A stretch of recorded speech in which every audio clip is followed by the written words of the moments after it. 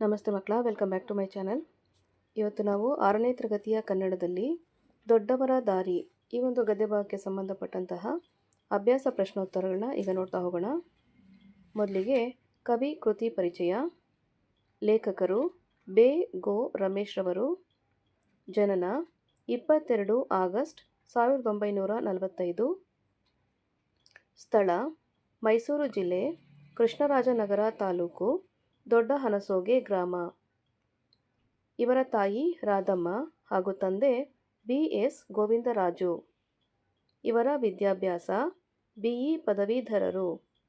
ವೃತ್ತಿ ನಿವೃತ್ತ ಕಾರ್ಯನಿರ್ವಾಹಕ ಅಭಿಯಂತರರು, ಕ.ವಿ.ನಿ. ಅಂದರೆ ಕರ್ನಾಟಕ ವಿದ್ಯುತ್ ನಿಗಮ.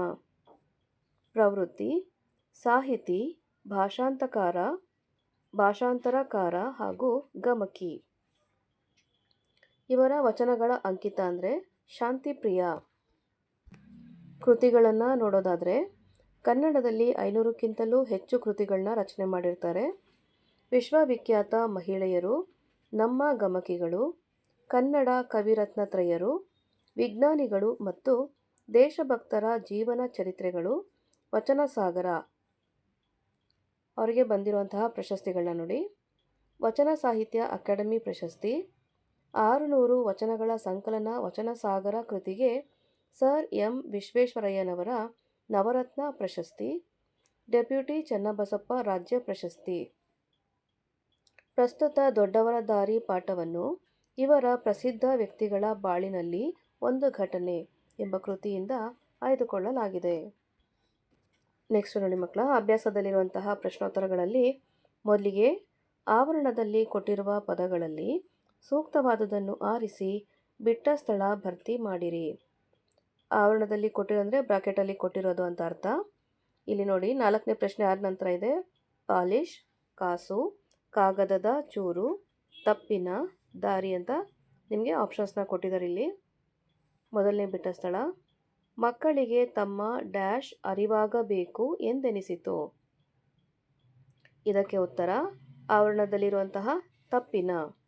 ಮಕ್ಕಳಿಗೆ ತಮ್ಮ ತಪ್ಪಿನ ಅರಿವಾಗಬೇಕು ಎಂದೆನಿಸಿತು. ಬಿಟ್ಟ ಸ್ಥಳ 2, ಪ್ರಸಾದರು ಅವರಿಗೆಲ್ಲ ಅಷ್ಟಷ್ಟು ಡ್ಯಾಶ್ ಕೊಟ್ಟರು. ಉತ್ತರ ಕಾಸು. ಪ್ರಸಾದರು ಅವರಿಗೆಲ್ಲ ಅಷ್ಟಷ್ಟು ಕಾಸು ಕೊಟ್ಟರು. ಮೂರನೇ ಬಿಟ್ಟ ಸ್ಥಳ, ವಿದ್ಯಾರ್ಥಿಗಳಿಗೆ ಬುದ್ಧಿ ಕಲಿಸಲು ತಾವೇ ಒಂದು ಡ್ಯಾಶ್ ಕಂಡುಕೊಂಡರು. ಉತ್ತರ ಉಪಾಯ ಅಥವಾ ದಾರಿ. ವಿದ್ಯಾರ್ಥಿಗಳಿಗೆ ಬುದ್ಧಿ ಕಲಿಸಲು ತಾವೇ ಒಂದು ದಾರಿ ಕಂಡುಕೊಂಡರು. 4ನೇ ಬಿಟ್ಟ ಸ್ಥಳ, ಒಂದಿಬ್ಬರು ಡ್ಯಾಶ್ ಹಾಕಿಸಿಕೊಂಡು ಆಗಿತ್ತು. ಉತ್ತರ ಪಾಲಿಶ್. ಒಂದಿಬ್ಬರು ಪಾಲಿಶ್ ಹಾಕಿಸಿಕೊಂಡು ಆಗಿತ್ತು. ನೆಕ್ಸ್ಟ್ ಹೆಡಿಂಗ್ ನೋಡಿ. ಕೊಟ್ಟಿರುವ ಪದ ಬಳಸಿ ಸ್ವಂತ ವಾಕ್ಯವನ್ನು ರಚಿಸಿರಿ.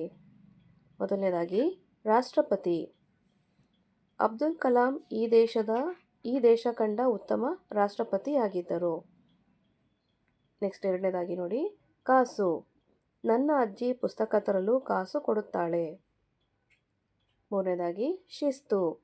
ನಾವು ಈ ಜೀವನದಲ್ಲಿ ಶಿಸ್ತನ್ನು ಕಲಿಯಬೇಕು. 4ನೇದಾಗಿ ದಾರಿ. ದೊಡ್ಡವರು ಹೇಳಿದ ದಾರಿಯಲ್ಲಿ ನಾವು ನಡೆಯಬೇಕು. ನೆಕ್ಸ್ಟ್ ಹೆಡಿಂಗ್ ನೋಡಿ. ಕೆಳಗಿನ ಪ್ರಶ್ನೆಗಳಿಗೆ ಒಂದು ವಾಕ್ಯದಲ್ಲಿ ಉತ್ತರಿಸಿರಿ. ಪ್ರಶ್ನೆ 1, ರಾಜೇಂದ್ರ ಪ್ರಸಾದರು ತಾವು ಯಾರ ಸೇವಕ ಎಂದು ಹೇಳಿಕೊಳ್ಳುತ್ತಿದ್ದರು. ಉತ್ತರ ಜನರ ಸೇವಕ ಎಂದು ಹೇಳಿಕೊಳ್ಳುತ್ತಿದ್ದರು. ಪೂರ್ಣವಾದ ಉತ್ತರ ಅಂತ ಹೇಳಿದ್ರೆ ರಾಜೇಂದ್ರ ಪ್ರಸಾದರು ತಾವು ಜನರ ಸೇವಕ ಎಂದು ಹೇಳಿಕೊಳ್ಳುತ್ತಿದ್ದರು. ಪ್ರಶ್ನೆ 2, ಪುಸ್ತಕದ ಪುಟಗಳನ್ನು ಹರಿದ ಮಕ್ಕಳಿಗೆ ಪ್ರಸಾದರು ಏನನ್ನು ಕೊಟ್ಟರು. ಉತ್ತರ ಕಾಸನ್ನು ಕೊಟ್ಟರು. ಪುಸ್ತಕದ ಪುಟಗಳನ್ನು ಹರಿದ ಮಕ್ಕಳಿಗೆ ಪ್ರಸಾದರು ಕಾಸನ್ನು ಕೊಟ್ಟರು. ಪ್ರಶ್ನೆ 3, ಯಾವುದು ಒಳ್ಳೆಯ ಅಭ್ಯಾಸವಲ್ಲ ಎಂದು ಪ್ರಸಾದರು ಮಕ್ಕಳಿಗೆ ಹೇಳಿದರು. ಉತ್ತರ ಪುಸ್ತಕದ ಪುಟಗಳನ್ನು ಹರಿದು ಹಾಕುವುದು ಒಳ್ಳೆಯ ಅಭ್ಯಾಸವಲ್ಲ ಎಂದು ಪ್ರಸಾದರು ಮಕ್ಕಳಿಗೆ ಹೇಳಿದರು. ಪ್ರಶ್ನೆ 4, ಜಾಮಿಯಾ ಮಿಲಿಯಾ ಎಲ್ಲಿದೆ. ಉತ್ತರ ಜಾಮಿಯಾ ಮಿಲಿಯಾ ದೆಹಲಿಯಲ್ಲಿದೆ. ಪ್ರಶ್ನೆ 5. ಜಾಕಿರ್ ಹುಸೇನರು ವಿದ್ಯಾರ್ಥಿಗಳಿಗೆ ಬುದ್ಧಿ ಕಲಿಸಲು ಯಾವ ವೇಷ ಹಾಕಿದರು? ಉತ್ತರ: ಬೂಟ್ ಪಾಲಿಶ್ ಹಾಕುವವನ ವೇಷ ಹಾಕಿದರು. ಜಾಕಿರ್ ಹುಸೇನರು ವಿದ್ಯಾರ್ಥಿಗಳಿಗೆ ಬುದ್ಧಿ ಕಲಿಸಲು ಬೂಟ್ ಪಾಲಿಶ್ ಹಾಕುವವನ ವೇಷ ಹಾಕಿದರು. ನೆಕ್ಸ್ಟ್ ಹೆಡಿಂಗ್ ನೋಡಿ ಮಕ್ಕಳ. ಕೆಳಗಿನ ವಾಕ್ಯಗಳನ್ನು ಯಾರು ಯಾರಿಗೆ ಹೇಳಿದರು? ಮೊದಲನೇದಾಗಿ, ನೋಡಿ ಮಕ್ಕಳೇ, ಪುಸ್ತಕಗಳು ಜ್ಞಾನ ಭಂಡಾರ. ಆಯ್ಕೆ: ಈ ವಾಕ್ಯವನ್ನು ದೊಡ್ಡವರ ದಾರಿ ಎಂಬ ಪಾಠದಿಂದ ಆಯ್ದುಕೊಳ್ಳಲಾಗಿದೆ. ಯಾರು ಯಾರಿಗೆ ಹೇಳಿದರು ಅಂತ ಹೇಳಿದ್ರೆ, ರಾಜೇಂದ್ರ ಪ್ರಸಾದರು ಮಕ್ಕಳಿಗೆ ಹೇಳಿದರು. ಯಾವಾಗ ಅಂತಂದರೆ ಅದು ಸಂದರ್ಭ ಬರುತ್ತೆ ಮಕ್ಕಳ. ಮಕ್ಕಳು ಪುಸ್ತಕದ ಪುಟಗಳನ್ನು ಹರಿದಾಗ ರಾಜೇಂದ್ರ ಪ್ರಸಾದರು ಮಕ್ಕಳಿಗೆ ಹೇಳಿದರು. ಎರಡನೇದಾಗಿ, ತಾತ, ನಾವು ಇನ್ನು ಮುಂದೆ ಎಂದೂ ಪುಸ್ತಕಗಳ ಪುಟಗಳನ್ನು ಹರಿಯುವುದಿಲ್ಲ. ಆಯ್ಕೆ: ಈ ವಾಕ್ಯವನ್ನು ದೊಡ್ಡವರ ದಾರಿ ಎಂಬ ಪಾಠದಿಂದ ಆಯ್ದುಕೊಳ್ಳಲಾಗಿದೆ.